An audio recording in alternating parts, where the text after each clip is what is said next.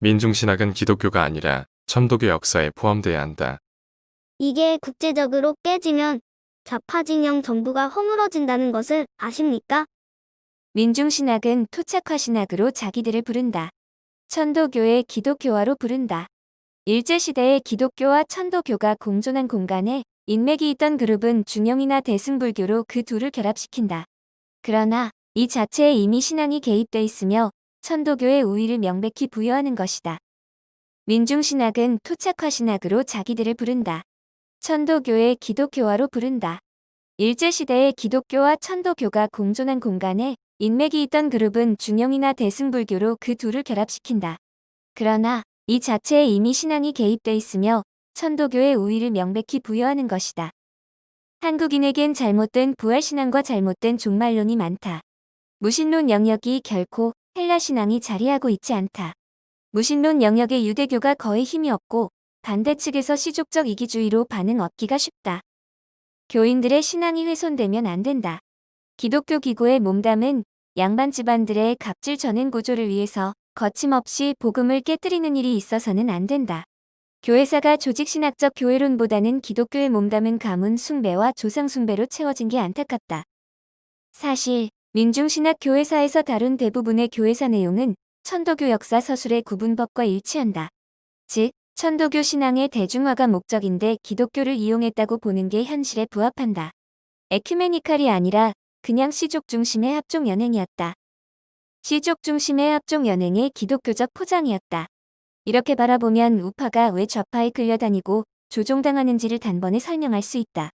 그리고 서양인들이 천도교를 동방 기독교인 양 오인하고 있고 한국의 복음주의 기독교인들이 천도교와 동방 기독교의 차이를 공부하지 않아서 그 국제복음 사기가 무제한적으로 통해왔던 것이다. 맹자와 중용을 통해 읽는 성경이 복음인가? 물론 일제시대의 시대적 한계성 속에서 나타나는 종교운합주의를 비난하려는 게 아니다. 2021년 신앙 참고서가 넘치는 이때에 고의적으로 일제시대 종교운합 단계를 그리워하는 것에 비판이다. 이는 매우 정략적으로 일제시대에 나타난 천도교 중심의 조선공산당 운동과 교회의 입장 정리를 전제한다. 통일 문제에서 언제나 좌파 세력은 복음주의 기독교단의 유불선으로 통합하는 샤머니즘 종족신관 아래 시족적 대동을 교회 공동체인 양 말하길 주장한다. 여기에 낚여서 대형교회 목사들이 선언하기도 했다. 맹자와 중용으로 읽어서 만나는 신은 개신교인들을 박해하는 신이다. 고린도전서 15장에서 사도 바울은 부활이 무너지면 기독교의 전부가 무너진다고 지적했다. 부활신앙에서 초대교회 공동체의 신자들의 신앙심이 확장됐다. 민중신학이 기독교가 아니었음이 세계적으로 까발려진다면, 기독교 조직을 이용하는 천도교인의 도구적 행위이 드러난다면 모든 게 달라진다. 국제사회의 맹자와 중용으로 만나는 신은 단언코 성경의 예수가 아니다. 국제복음 사기단이다.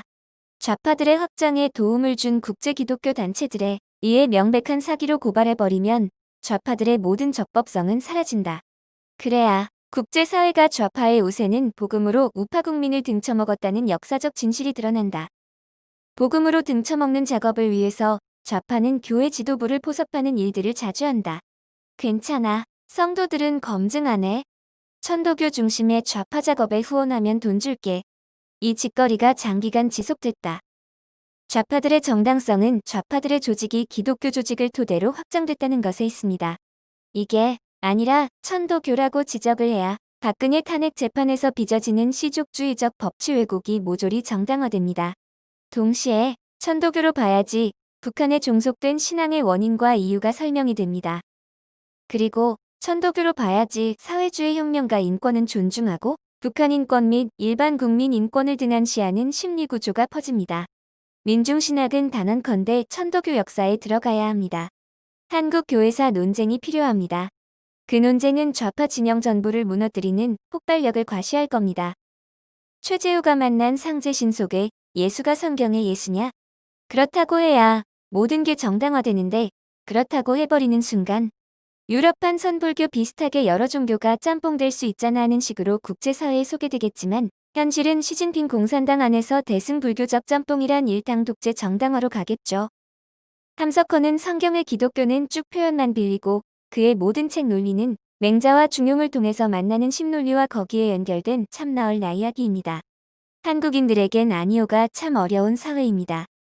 히틀러 시대의 성경적이 아니면 아니오 하는 칼바르트의 주장처럼 아니오 라고 할 수 있는 한국 기독교인이길 기원합니다.